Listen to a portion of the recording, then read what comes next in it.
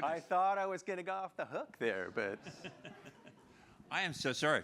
Well, yeah, I need more practice at this, obviously. Another 50 years. All right.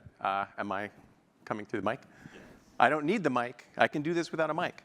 OK, so although I took all my notes on the grandpa box back there on the table, I'm going to do this the way the kids do off my phone. If you ever go to a poetry reading now, you never see anybody with paper. It's always a phone they're reading off of. A recap of the day as quickly as I can manage. I have 10 minutes. We started the day. I was extraordinarily happy and excited by Susanna Tan's work on distributed power generation and storage. And I think the key takeaways there were that although we're very focused on replacing our grid with renewable power and cleaner power, that's only a piece of the overall emissions picture, and that 75% of our fossil fuel emissions are not there. They're out there elsewhere in mobile power consumption, mobile power sources, distributed power sources, or consumption. And that the combination of lightweight generation and storage that's needed to compete with fossil fuels is a really imposing challenge that lithium-ion batteries, which we're used to thinking of as really super cool, are only about 2% as energy dense as diesel fuel. So you think about that, 50 times the volume of battery to match diesel fuel. That's a huge challenge to overcome, and the focus, therefore, is on nanomaterials to try and get something that's abundant, low cost, self-charging, and high density photo batteries.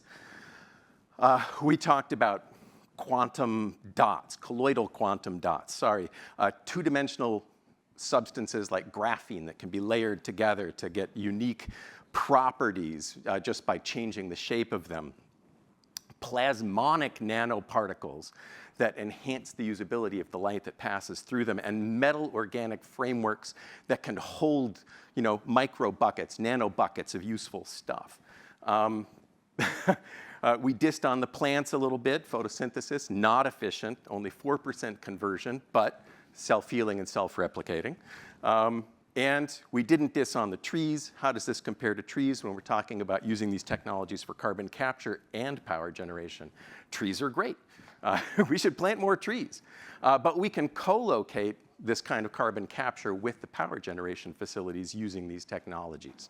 So wonderful stuff there. Make sure and revisit that presentation or share it with your friends if they're feeling hopeless about stuff. And I often feel hopeless about the state of what comes out of AI and what comes out of the people who rely on AI for their writing, for their speaking.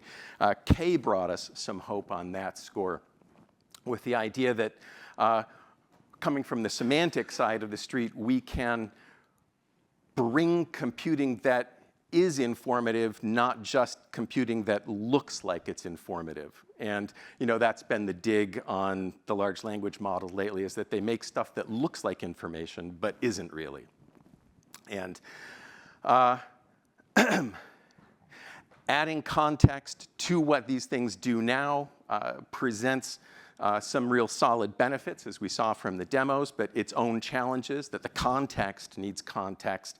But I think you persuasively said that you don't need to infinitely recur down that channel to get to the point where you've really solved the major problems that people are facing in dealing with this, and that you have to be at least as sensitive to changing context in this space as you are in cybersecurity already, that what people are allowed to do, we understand, can change with respect to what that thing is and how it changes, and who they are and how we think about them changes. So the same things can happen with context provided around what our AI systems are telling us.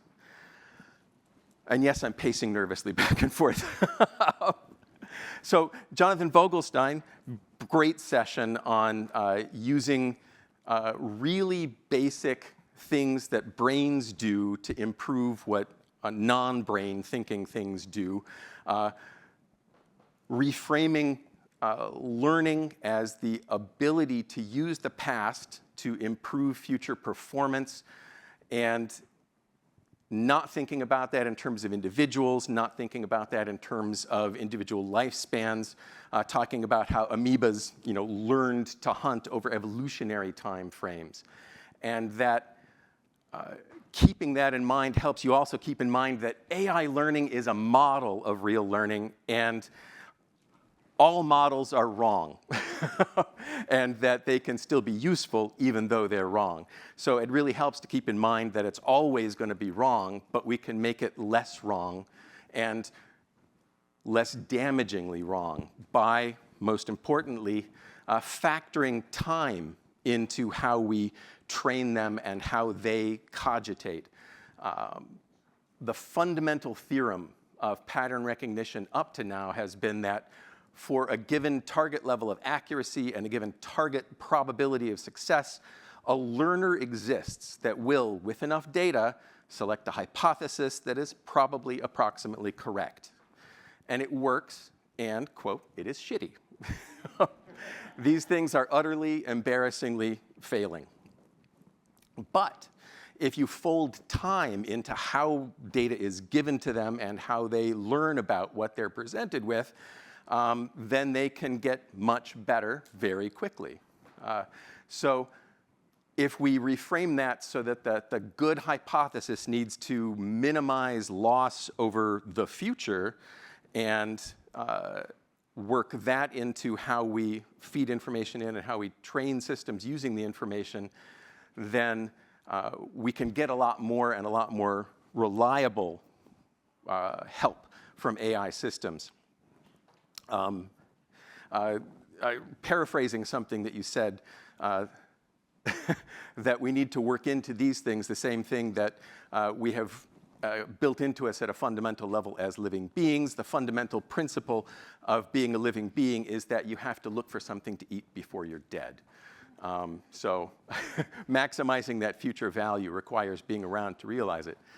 Bella Liu gave us a good walkthrough on what they at Orbi AI are doing, trying to take that 30% of the work of 60% of the jobs that is repetitive and provide a general purpose way of automating that, putting your happy robot friend by your side, figuratively speaking, having it look over your shoulder, pay attention when you tell it to, and take over the job you're trying to teach it how to do reliably. Not perfect, not going to claim that it's perfect, but building a system that is pretty resilient to small changes. A lot of these older systems that worked in robotic process automation, fragile. They rely on the button being here, and if the designer puts the button a quarter of an inch lower on the screen, they can fail. They don't know where the button is anymore, can't press it.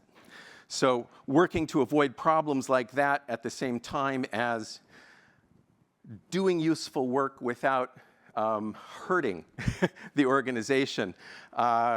I think it was Mercedes asked if this kind of a system can exacerbate or even create blind spots in the organization that you think because it's been mechanized, it's trustworthy and reliable and honest.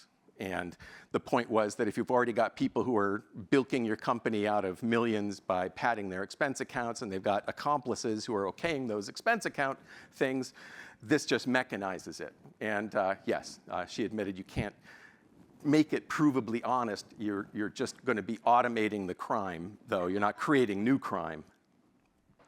2 minutes to go, and so many wonderful things. Jeffrey, I think one of my favorite sessions today, the two of you, but looking at the malleable software gave me hope for the future of software, because it's become increasingly frustrating. The food court analogy is exactly right, and when the food courts increasingly only make things you don't want to eat, it's great to see that there is somebody out there trying to design the kitchen.